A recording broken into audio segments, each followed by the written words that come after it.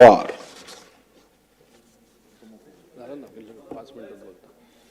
सगळ्यांनाच बोला. अध्यक्ष महोदय,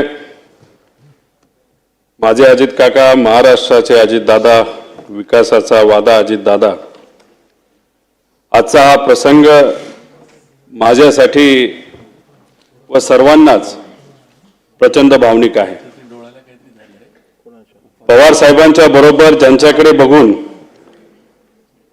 आम्ही राजकारणात प्रेरणा घेतली, तो आमचा अभिमान, स्वाभिमान, आमचा आधार माझे काका आणि महाराष्ट्राचे अजितदादा यांचा शोक प्रस्तावावर बोलण्यास मी आज या ठिकाणी उभा आहे.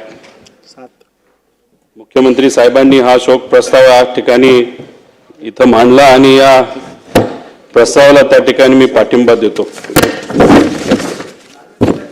जन्मतारीख 22 जुलै 1959, निधनाची तारीख 28 जानेवारी 2026, 66 वर्षे 6 महिने आणि 6 दिवस असा हा त्यांचा आयुष्याचा प्रवास. पायाखालची जमीन सरकणे काय असते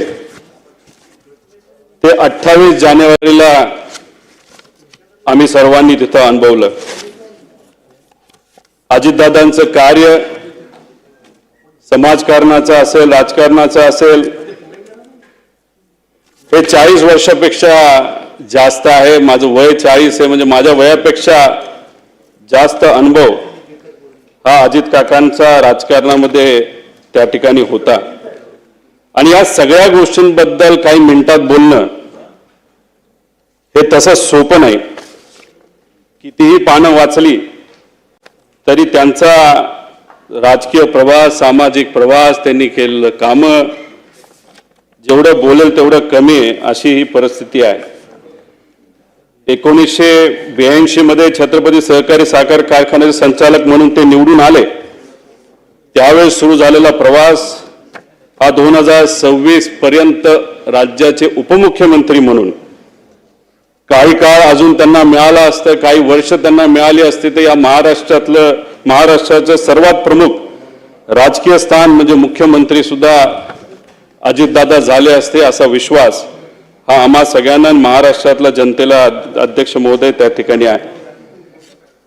या विधानसभेमध्ये आल्यानंतर अजून सुद्धा दादा कुठं बसलेत आमच्याकडे लक्ष ठेवून असतील. अधिवेशनामध्ये येत असताना अजून पण आपल्या सर्वांना आठवत असेल त्यांची कपडे घालण्याची स्टाईल, कधीतरी गॉगल घालणार, त्यांच्याबरोबर आमदारांचा घोळका, कार्यकर्त्यांचा घोळका. मीडिया बरोबर जर मी बोलत असेल तर मागून मिश्किलपणे एखादा टोमणा, त्या ठिकाणी त्यांचं मारणं असेल. त्याच्याचबरोबर अधिवेशनामध्ये बसल्यानंतर कोण काय बोलतंय, शांतपणे अधिवेशनामध्ये या हाऊसमध्ये काय चाललंय हे बारकाईने अजित काका ते बघत असत. त्याच्याचबरोबर भाषण करत असताना चुकून मध्ये जर कुणी त्या भाषणामध्ये त्यांना अडवलं नाही तर थांबवलं नाही तर खूप आवाज केला तर मिश्किलपणे असंही बोलून जायचं की जास्त आवाज केला तर तू मंत्री होणार नाही याची काळजी मी त्या ठिकाणी घेईल. त्याच्याचबरोबर पवार साहेबांवर चुकून जर कुणी बोललं तर या हाऊसला डोक्यावर घेतलेलं सुद्धा आपण त्या ठिकाणी तिथं बघितलेलं आहे. या हाऊसमध्ये येणारा पहिला नेता कोण असेल तर अजितदादा असायचे आणि हाऊस संपल्यानंतर शेवट जाणारा जर कुठला नेता असेल ते अजितदादा असायचे. त्याच्याचबरोबर आमच्यासारखे नवीन जे आमदार आहेत त्यांना बोलायला मिळतंय का, ते योग्य पद्धतीने बोलतायत का, एखादा विषय मांडला लगेचच्या लगेच तिथं उत्तर देऊन त्या विषयाला मार्ग सुद्धा त्या ठिकाणी ते लावून द्यायचे. अध्यक्ष महोदय, जेवढं दुःख कुटुंबीय म्हणून आम्हाला झालंय तेवढंच दुःख या महाराष्ट्रातल्या प्रत्येक व्यक्तीला तिथं झालेलं आहे. आमच्या बॅचच्या सर्व आमदारांवर ते बारकाईने लक्ष ठेवत असत. कधी चुकलं, कधी काय चुकीचं घडलं, चांगलं भाषण केलं, चांगलं भाषण केलं तर चांगलंही बोलायचे आणि जर चुकलं तर कहाणी त्या ठिकाणी धरायचे. अध्यक्ष महोदय, खरं तर अजितदादांवर बोलताना म्हणजे काय बोलायचं आणि काय नाही बोलायचं असं झालंय. खरं तर खूप काही इथं बोलू शकतो. अनेक लोकांनी आमदार असताना मंत्री असताना त्यांनी काय कामं केली हे सांगितलं, पण मला असं वाटतं की परिवारातला एक व्यक्ती म्हणून परिवाराच्या दृष्टिकोनातून ते कसे होते हे थोडक्यात सांगण्याचा मी इथं प्रयत्न करतो. अजित काकांचा जन्म हा अहिल्यानगर जिल्ह्यामध्ये राहुरी तालुक्यामध्ये प्रवरा देवळाली मधला. सुट्टीच्या वेळेस मामाकडे जायचे. त्यांना लहानपणी गोट्या खेळायला आवडायचे, पण त्यांचा एक स्वभाव होता, कुठलाही खेळ खेळत असताना जर एखाद्या वेळेस ते हरले तर आपण हरतो असं दिसायला लागले तर काही झालं तरी आपण जिंकायचं. कधी कधी तर असं काही व्हायचं की अख्ख्या कुटुंबाला त्याला तिथं थांबावं लागायचं, कारण का दादांची अशी परिस्थिती असायची की गोट्या माझ्या ज्या काय तिथं मी हरलोय खेळामध्ये त्या परत एकदा मी जिंकणारच तरच बारामतीला तिथं जायचं. आणि चुकून जर तिथं एखादं भांडण कोणाबरोबर झालं तर दादा चिडायचे आणि मग बाकीचे त्यांना कुठेतरी सांभाळून घेण्याचा प्रयत्न करायचे. पण कधी कधी ते असंही म्हणून जायचं, असं मी ऐकलं माझ्या वडिलांकडनं, की जर मला कुणी मारलं तर मी अजिबात शांत बसणार नाही. त्याचा तोडीसतोड उत्तर त्यावेळेस लहान असताना ते त्या ठिकाणी द्यायचे. त्याच्याच बरोबर बारामतीला शाळेला जेव्हा ते जायचे तेव्हा नीरा कनाल हा मधून वाहत असायचा. नीरा कनालमध्ये जर पाणी असेल तर त्यांना थोडंसं लांबून जावं लागत होतं. बघा ना, योगायोग लहानपणी जेव्हा त्यांना लांबून जावं लागत होतं तेव्हा ते सारखे चिडायचे की पाणी कोण सोडतंय, पाणी सोडलं तर मला लांबून जावं लागतंय. पण नंतर 15 वर्ष नीरा कनाल ज्या मंत्रालयाचा भाग आहे त्या मंत्रालयाचं मंत्रीपद हे दादांनी त्या ठिकाणी खूप सक्षमपणे बघितलं, आपण सगळ्यांनी बघितलं. माझ्या वडिलांचे आणि त्यांचे फार चांगले संबंध होते. दोघं एकत्र बऱ्याच वेळा तिथं थांबायचे, राहायचे. त्या दोघांना कृषी क्षेत्र खूप आवडायचं. एकदा त्यांना चांगली जर्सी गाई घ्यायची होती. दोघांनी ठरवलं चला बँगलोरला आपण जाऊ. दोघं गेले बँगलोरला. पैसे थोडे घरून घेतले होते. तिथं गेल्यानंतर तिथं गाया सगळ्या तिथं निवडल्या. आता कसं जायचं तर बजाजचा एक मोठा टेम्पो असायचा, जो काही ट्रॅक्टर नाही तर गाड्या घेऊन यायचा, त्याच्यामध्ये तो बुक केला, त्याच्यामध्ये गायी ठेवल्या. बँगलोर पासून ते बारामतीपर्यंत मग शेण साफ करणं असेल, दूध काढणं असेल, पाणी देणं असेल, दूध काढलेलं विकणं असेल, या सगळ्या गोष्टी अजितदादांनी आणि माझ्या वडिलांनी तिथं केल्या. आणि हे करत असताना कधी बोलून दाखवलं नाही. सहसा सगळ्यांची सवय असते की आमचं लहानपण कसं होतं, किती अडचणीचं होतं, हे सातत्याने अनेक लोक तिथं बोलून दाखवतात, पण दादांनी कधी ते तिथं बोलून दाखवलेलं नाही. त्याच्याच बरोबर असेही काही अनुभव मी ऐकलेले की जेव्हा लहानपणी ते श्रीनिवास काका असतील असं चालत मातीच्या रस्त्याने जायचे आणि जात असताना जेव्हा रस्त्यावर एखादा दगड असेल, काटा असेल तर काही असेल तर ते साईडला सारून ठेवायचे. की त्यांचं म्हणणं असायचं की ठीक आहे, आपण आता चालतोय, आपल्याला दगड दिसतो तर तो बाजूला करूया, म्हणजे मागून येणारी एखादी गाडी असेल, बैलगाडी असेल, त्याला कुठे त्या ठिकाणी त्रास होऊ नये. म्हणजे दुसऱ्याची काळजी कशी घ्यायची ही लहानपणीपासून दादांनी त्या ठिकाणी जपून ठेवलं होतं. त्याच्याच बरोबर शेतामध्ये जात असताना गाजर गवत असेल नाही तर अजून कुठलं काय असेल तर ते उपटायचं आणि बांधावर काढून ठेवायचं. आणि लहानपणी कोल्हापुरात शहाजी महाराजांच्या शाळेमध्ये, राजश्री शाहू महाराजांच्या शाळेमध्ये त्या ठिकाणी गेल्यानंतर पुरोगामी विचाराचा पगडा त्यांच्या मनावर, ध्यानावर आणि विचारांवर त्या ठिकाणी बसला. अध्यक्ष महोदय, फार लहान म्हणजे कदाचित ते 18 ते 20 वर्षाचे असतील तेव्हा वडिलांचा अकाली निधन त्या ठिकाणी झालं. आणि ते झाल्यानंतर शेतीची पूर्णपणे जबाबदारी काकांवर तिथं आली. आणि त्याच्यामध्ये कष्ट कसे करायचे, शेतीत नवीन प्रयोग कसे करायचे हे कुठं ना कुठंतरी सातत्याने ते तिथं समजून घेत होते. त्याच्याच बरोबर आदिदादांच्या वडिलांचं निधन झाल्यानंतर अनंतराव आजोबा हे वारल्यानंतर पवार साहेबांनी दादांची फार मनापासून काळजी घेतली. स्वतःच्या पोटच्या पोरासारखं त्यांना त्या ठिकाणी वाढवलं. आणि दादांनी सुद्धा पवार साहेबांचा आदर हा शेवटपर्यंत त्या ठिकाणी ठेवला. त्याच्याच बरोबर जसे जसे अजितदादा स्वतःला सिद्ध करत गेले तसे तसे पवार साहेबांनी अधिकची जबाबदारी ही दादांवर त्या ठिकाणी टाकली. शेतीमध्ये बोलत असताना शेतीमध्ये नवीन टेक्नॉलॉजी आपल्याला कशी आणता येईल यासाठी अजितदादा नेहमी तिथं प्रयत्न करत. एक तर अनुभव असा आहे की त्या काळामध्ये त्यांनी टोमॅटोची शेती केली होती आणि ती शेती केल्यानंतर खूप चांगल्या पद्धतीचं उत्पादन आलं आणि त्यावेळेस 80,000 रुपये एवढे विक्रमी भाव त्यांना तिथं मिळाला होता. आणि त्या बाबतीत पवार साहेबांनी आणि आसपासच्या शेतकऱ्यांनी सुद्धा त्यांचं अभिनंदन तिथं त्या ठिकाणी केलं होतं. अध्यक्ष महोदय, हे सगळे अनुभव का सांगतोय कारण की जेवढं बोलू तेवढं तिथं कमी आहे. शेतकऱ्यांबद्दल अजितदादांना नेहमी आदर असायचा. शेतकऱ्याचा जी एक क्वालिटी असते की काही झालं तरी हार नाही मानायची, हीच क्वालिटी ही अजितदादांमध्ये अध्यक्ष महोदय त्या ठिकाणी होती. अध्यक्ष महोदय, राजकारणामध्ये आल्यानंतर त्यांनी खूप मोठ्या प्रमाणात कावड सगळ्यांना तिथं माहिती आहे. पण राजकारणात येत असताना त्यांचं वय किती होतं तर फक्त 23 वर्षाचं होतं. 1982 मध्ये त्यांनी श्री छत्रपती सहकारी साखर कारखाना निवडणुकीमध्ये तिथं डायरेक्टर झाले. तिथून त्यांची तिथं सुरुवात झाली. त्याच्यानंतर जिल्हा सहकारी बँक, शिक्षण संस्था, दूध संस्था, क्रीडा संस्था, खासदार, आमदार, मंत्री, कॅबिनेट मंत्री, विरोधी पक्ष नेते अशा पद्धतीने विविध पद भूषवली. पण त्या पद भूषवत असताना खूप मनापासून त्या पदासाठी न्याय देण्याचा प्रामाणिकपणे त्यांनी त्या ठिकाणी प्रयत्न केला. कुठेही असं केलं नाही की मला हे पद मिळालं त्या पदाचा वापर फक्त मला झाला पाहिजे. सकाळपासून संध्याकाळपर्यंत लोकांच्या हितासाठी त्यांनी त्या ठिकाणी काम केलं. आणि हे काम करत असताना त्या विभागाचे जे कुठले अधिकारी असतील त्या अधिकाऱ्यांना सुद्धा विश्वासात घेतलं.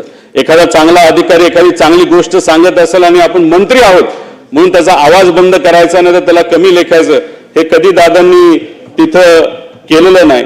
आणि त्यामुळेच अधिकाऱ्यांमध्ये सुद्धा दादांबद्दल फार चांगली भावना ही शेवटपर्यंत त्या ठिकाणी राहिली. अध्यक्ष महोदय, दादांकडे जर आपण पदं बघितली तर अनेक मोठी पदं आहेत. त्या पदामध्ये म्हणजे फारच, पण बऱ्याच लोकांनी त्या विषयावर बोलल्यामुळे मी काही जास्त त्याच्यात बोलत नाही. पण ते एकच सांगतो, अजितदादांबद्दल बोलत असताना बऱ्याच लोकांना काही गैरसमज सुद्धा होते. दादांचा स्वभाव खूप कडक आहे असं लोक म्हणायचे. पण मगाशी जसं उदाहरण दिलं, दादा एका फणसासारखे होते, बाहेरून एकदम कडक पण आतून एकदम गोड, तसा त्यांचा तिथं स्वभाव असायचा. पण काही स्वार्थी व्यक्तिगत विषय घेऊन, बेकायदेशीर विषय घेऊन येणाऱ्या लोकांबद्दल मात्र ते चीड करायचे. पण एखादा सामान्य व्यक्ती त्यांच्याकडे आला तर लगेच तिथं काम आपल्याला कसं करून घेता येईल याचं प्राधान्य ते नेहमी त्या ठिकाणी देत असायचं. त्याच्याच बरोबर असे काही जण म्हणायचे की त्यांना राजकारण सोडून दुसऱ्या कशातच रस नाही. पण एखादे चांगले चित्र असेल, चांगली कलाकृती असेल तर नक्कीच त्याला त्या ठिकाणी ते वेळ द्यायचे. चांगली गाणी, जुनी गाणी ही गायला ऐकायला त्यांना त्या ठिकाणी आवडायचं. त्याच्याच बरोबर त्यांना पिक्चर बघायला सुद्धा आवडायचं. पण बहुतांश पिक्चर त्यांचे ते आवडकीचे जे होते ते सर्व जुने पिक्चर होते. खरं तर मी मध्ये त्यांना विनंती केली होती की KGF पिक्चर हे तुम्ही बघा, रॉकी बाय. कारण की एका प्रचारामध्ये मी कुठेतरी बोलून गेलो, आजचे रॉकी बाय कोण आहे राजकारणात, ते तर दादा आहेत. तर दादा म्हणले, हा कसला पिक्चर तू काढला? म्हणलं, दादा जेव्हा प्रचार होईल, आपण पिंपरी चिंचवडमध्ये सत्तेत येऊ, त्यानंतर आपण लोक एकत्रित बसून तो पिक्चर बघू. पण ते स्वप्न माझं जे कुठलं छोटं असेल ते त्या ठिकाणी काही पूर्ण होऊ शकत नाही. अध्यक्ष महोदय, खरं तर अजितदादांची दुसरी बाजू, जेव्हा केव्हा एखादा कार्यकर्ता अडचणीत येतो तेव्हा ते मनापासून त्या कार्यकर्त्याला मदत करत असेल. आपण एखाद्या पदावर असलो काय नसलो काय, लोक जेव्हा अडचणीत असायची त्या लोकांना सुद्धा तिथं मदत ते सातत्याने त्या ठिकाणी करत होते. 2005 साली मांढरादेवी दुर्घटनेतील चेंगराचेंगरीत सुमारे 300 जणांचा मृत्यू झाला. अजितदादा लगेचच्या लगेच तिथं गेले.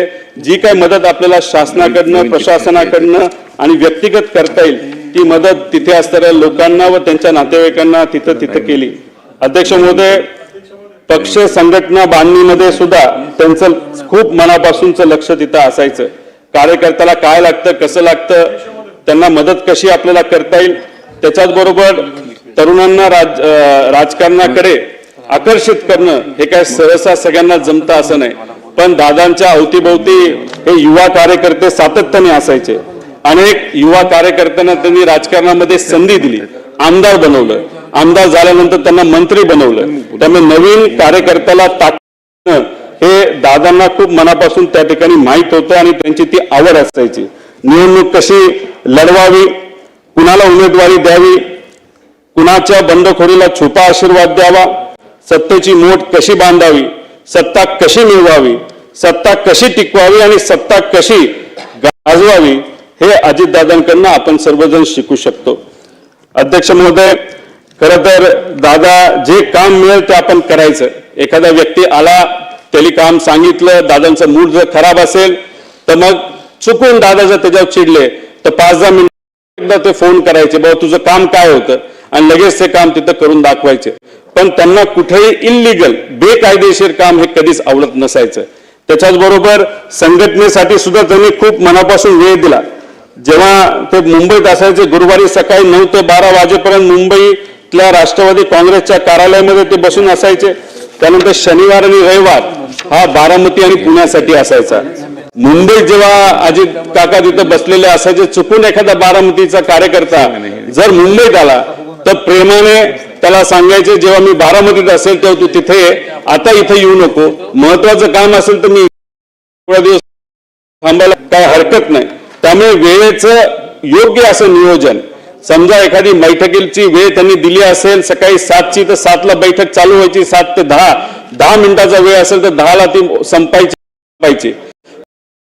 दुसऱ्या गोष्टी बोलून चालत नसायचं. काम काय अधिकाऱ्याला विचारायचे, हो शकत असेल तर कसं होणार, करायचं असेल तर कसं होणार, किती दिवसात, म्हणजे एवढ्या वेळात आपण आणि त्यांच्या कार्यपद्धतीकडे बघितलं तर दादा कदाचित असं असेल की त्यांनी दिवसा 30 बैठका घेतल्या असेल, वेळेत त्या तिथे संपवल्या असतील. आणि दादाने एक वेगळा पॉइंट करण्यामध्ये काढला होता. सहसा बघितलं तर बरेच नेते हे तोंडावर आपल्याला गोड बोलतात पण नंतर ते काम कधी होत नसतं. पण दादाने एक सुरू केला होता या महाराष्ट्राच्या राजकारणामध्ये, होणार असेल तर लगेच सांगायचं आणि होणार नसेल तर होणार नाही. त्यामुळे लोकांचा वेळ सुद्धा अध्यक्ष महोदय त्या ठिकाणी वाचायचा. त्याचबरोबर म्हणून जे सिंचन क्षेत्रातलं काम त्यांनी खूप प्रमाणात केलं. पाटबंधारे मंत्री असताना प्रमाणात विदर्भ, मराठवाड्यासाठी, पश्चिम महाराष्ट्र, कोकण, उत्तर महाराष्ट्र यासाठी त्यांनी काम केलं. पुरवठा मंत्री असताना सुद्धा त्यांनी खूप मोठ्या प्रमाणात काम. अर्थमंत्री एकदम शिस्त आणि अर्थमंत्री म्हणून त्यांची तिथं ओळख आहे. 11 वेळा त्यांनी बजेट तिथं सादर केलं आणि ते करत असताना काटकसरीने आपल्याला राज्याची तिजोरी ही कशा पद्धतीने त्या ठिकाणी त्याचं नियोजन करता येईल हे दादांनी आपल्या सर्वांना दाखवून दिलं. कोरोना काळामध्ये आर्थिक अडचण असताना सुद्धा नियोजन करून या महाराष्ट्राचं बसवलेली आपण सर्व बघितली.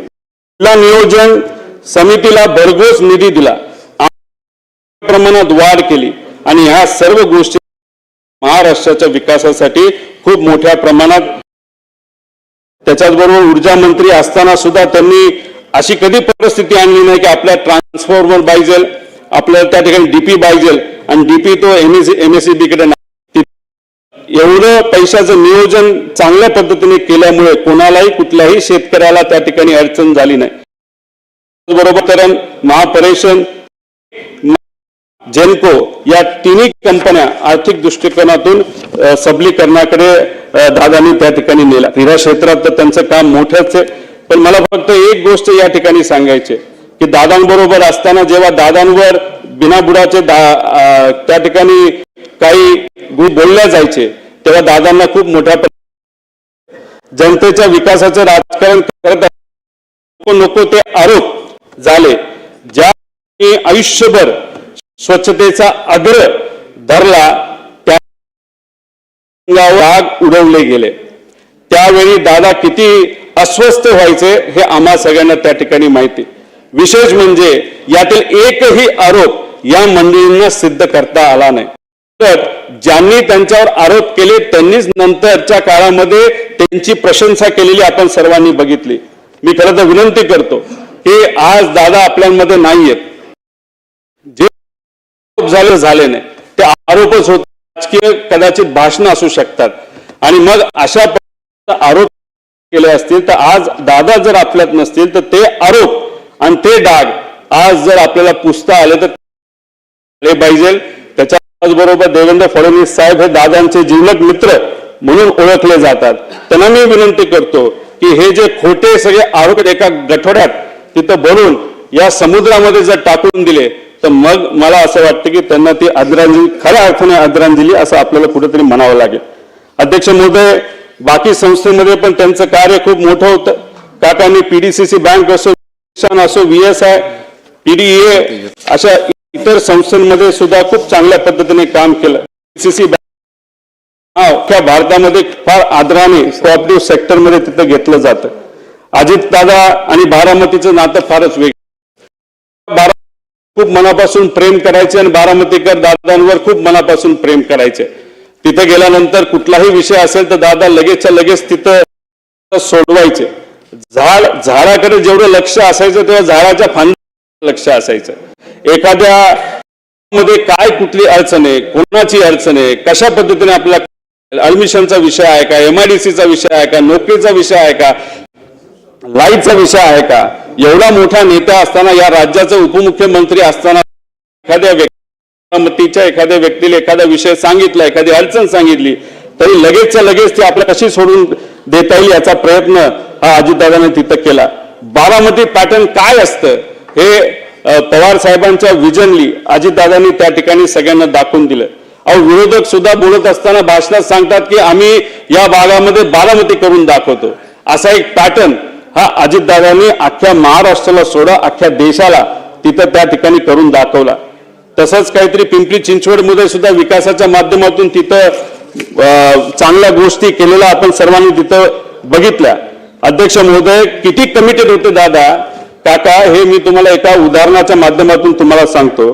पुणे जिल्हाधिकारी कार्यालयाचं उद्घाटन 2014 ही बिल्डिंग कुणी मान्य केली होती तर दादांनी त्याची मान्यता दिली होती. डिझाईन त्यांनी बघितलं होतं. ते कॉन्ट्रॅक्टर जो काही कॉम्पिटिटिव्ह बिडिंगच्या माध्यमातून आला होता, त्यानंतर आर्किटेक्ट पासून सगळ्या गोष्टी दादांनी बघितल्या होत्या. फक्त 2014ला सत्ता बदलली आणि त्या बिल्डिंगच्या उद्घाटनासाठी दादांना बोलवलं गेलं नाही. पण तरी सुद्धा बिल्डिंगचं उद्घाटन होणार आहे, CM आणि इतर नेत्यांच्या माध्यमातून होणार आहे. दादा आदल्या दिवशी रात्री गेले, अधिकाऱ्यांना बोलवलं, आर्किटेक्टला बोलवलं, कॉन्ट्रॅक्टरला बोलवलं. कुठे काय चुकीचं आहे का, कुठे काय साफसफाई राहिली का, ह्या सगळ्या गोष्टी त्यांनी बघितल्या. एवढी कमिटमेंट ही अजित काकांची, अजितदादांची तिथं आपण सर्वांनी या महाराष्ट्राच्या राजकारणामध्ये तिथं बघितली. अध्यक्ष महोदय, 2 मिनिटं फक्त राहिलं. मी आणि अजितदादा म्हणजे फार आमचं जवळचं नातं होतं. माझ्या जीवनामध्ये मला जिल्हा परिषदेचं म्हणजे राजकारणातलं पहिलं तिकीट जर कुणी दिलं असेल तर ते अजित काकांनी दिलं.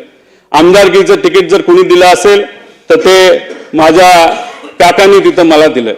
आमच्या परिवारामध्ये आमचे जे काका असतात ते पुतण्याचं लग्न तिथे ठरवतात. पवार साहेबांनी काकांचं ठरवलं आणि माझ्या काकांनी माझं तिथं ठरवलं आणि ती गोष्ट कधी मी आयुष्यात विसरणार नाही. माझे होणारे सासरे त्यांना भेटायला गेले होते आणि त्यांनी विचारलं होतं माझी मुलगी रोहितला मी देणार आहे, त्याबद्दल तुमचं काय मत आहे. 1 सेकंड सुद्धा त्यांनी तिथं लावला नाही. म्हणाले की होतकरू मुलगा आहे, कष्टाळू मुलगा आहे, विजन घेऊन चालतो, लगेचच्या लगेच तिथं लग्न करून टाक. आणि स्वतः आजारी असताना सुद्धा काका तिथं लग्नाला आले होते आणि तिथं आजार तिथे जर तुम्ही बघितलं तर त्यांच्याच मुलाचं लग्न आहे अशा पद्धतीने त्या दिवशी ते तिथं वावरत होते आणि त्या पद्धतीने त्यांनी तो आशीर्वाद तिथं मला दिला. जेव्हा पक्ष वेगळा झाला तेव्हा काही प्रमाणात दादांकडनं साहेबांबद्दल काही गोष्टी बोलल्या गेल्या असतील, आम्ही तिथं बोललो गेलो असेल. पण काही दिवसांपूर्वी जेव्हा काका आणि आम्ही सर्वजण बारामती हॉस्टेलला भेटलो होतो, आम्ही तिथं सातत्याने चर्चा करत होतो. गेल्या काही महिन्यांमध्ये दादांबरोबर फार जवळून काम करण्याची तिथं संधी मला मिळाली. एक विकास लवांडे नावाचा कार्यकर्ता अजितदादांवर अतिशय जहाल पद्धतीने त्यांनी टीका केली होती. जेव्हा पवार साहेबांना सोडलं होतं तेव्हा ते विकास लवांडेंना काही 1.5 महिन्यापूर्वी दादांना भेटवलं. दादा हे विकास लवांडे. तेव्हा दादांनी सांगितलं, मीच त्याला पक्षामध्ये आणलं. दादा तुमच्या विरोधात त्यांनी खूप काय बोललं म्हणतो, तुम्हाला भेटायला घाबरतोय. तेव्हा दादा म्हणाले, अरे तू बोलला हे बरोबर आहे, पण मी पण बोललो होतो ना पहिलं दुसरं भाषण, त्यामुळे मी पण चुकलो, तू पण चुकला, आता काय नाही, आता आपल्याला एकत्र एका विचाराने त्या ठिकाणी काम करायचं, अशा मोठ्या मनाचे हे माझे काका त्या ठिकाणी होते. त्याच्याच बरोबर अध्यक्ष महोदय, शेवट काही गोष्टी बोलत असताना प्रशासनावर वचक असणारा नेता गेला, जाती धर्माच्या पलीकडे काम करणारा नेता गेला, सूर्याशी स्पर्धा करणारा नेता गेला, सूर्य उगवण्याआधी कामाला सुरुवात व सूर्य मावळल्यानंतर काम बंद करणारा नेता गेला. अजितदादांच्या जाण्याने महाराष्ट्राच्या राजकारणातील एक लोकनेता गेला, महाराष्ट्राच्या राजकारणातील रुबाब गेला, बेटा म्हणून आव्हान देणारा ग्रामीण बाज गेला, महाराष्ट्रातील राजकारणाचा रांगडेपणा गेला, राज्याच्या राजकारणातील बेधडकपणा गेला, राज्याच्या राजकारणातील वेग आणि आवाका गेला, महाराष्ट्रातील राजकारणाचा जिवंतपणा गेला. सगळ्यात महत्वाचे राज्याच्या राजकारणातील मिश्किलपणा गेला. अजितदादा पवार नावाचा जादूगार हसवत हसवत संबंध महाराष्ट्राला निशब्द करून गेला. मला ते म्हणायचे की रोहित तुझ्या झिपऱ्या वाढल्यात, जरा झिपऱ्या कमी कर.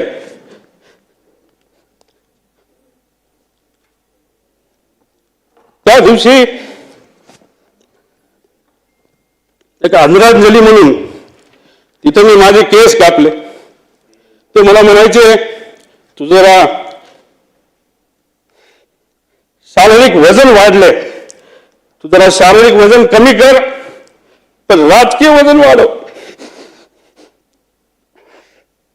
मी नुसतं म्हणायचो हो करतो, पण मी त्यांना शब्द देतो की माझी हेअरस्टाईल मी अशीच ठेवेल, शारीरिक वजन कमी करेल, राजकीय वाढवेल, पण एक गोष्ट मात्र खरी, ते मला म्हणायचे वरचं बटन वरपर्यंत लावत जा, पण काकांना एक सांगायचे 40-50 वर्षानंतर मी तेव्हा तुम्हाला भेटेल तोपर्यंत मी बटन असंच उघडे ठेवणार, त्यावेळेस मात्र तुम्हाला भेटल्यानंतर हे बटन मी त्या ठिकाणी लावेल, कारण शेवटी हे बटन आज ठेवल्यानंतर तुमची आठवण त्या ठिकाणी मला नक्कीच त्या ठिकाणी येईल. पण एक गोष्ट अजून आहे, 40-50 वर्षांनी जेव्हा अजित काकांची माझी भेट होईल तेव्हा हा माझा लढा जो मी आता त्या ठिकाणी लढत आहे, अख्खा महाराष्ट्र त्या ठिकाणी लढत आहे, तेव्हा अजित काकांसमोर ताट मानेले मी तिथे उभा राहील आणि नक्कीच माझे काका माझ्या पाठीवर हात ठेवून म्हणतील लढलास बरं का. आणि या गोष्टी ऐकण्यासाठीच हा जो छोटासा लढा पण महत्वाचा लढा त्या ठिकाणी मी व सर्वांनी तिथं हातात घेतलाय तो पूर्ण केल्याशिवाय राहणार नाही. आणि दादांच्या अपघातात जो कोणी जबाबदार असेल, जो कोणी दोषी असेल त्याला तुरुंगात टाकल्याशिवाय आणि शिक्षा दिल्याशिवाय आम्ही तर त्या ठिकाणी शांत बसणार नाही. तो किती मोठा असला आणि कुणी काय असलं तरी आम्ही घाबरणार नाही. त्याच्याच बरोबर मला काकींना या ठिकाणी सांगायचं, काकी तुमच्या राजकीय पुढच्या प्रवासामध्ये या छोट्या कार्यकर्त्यांचं तुमच्या या पुतण्याचं जिथं कुठे तुम्हाला मदत लागेल ती मदत करण्यासाठी मी सदैव त्या ठिकाणी तयार असेल. एवढंच या ठिकाणी सांगतो, जेवढं बोलेल तेवढं कमी आहे, पण आमच्या या काकांच्या विचारावर काकांच्या स्टाईलनी मी नक्कीच येणाऱ्या काळामध्ये लोकांच्या हितासाठी, महाराष्ट्राच्या हितासाठी त्या ठिकाणी काम करत राहील. धन्यवाद. रामकृष्ण.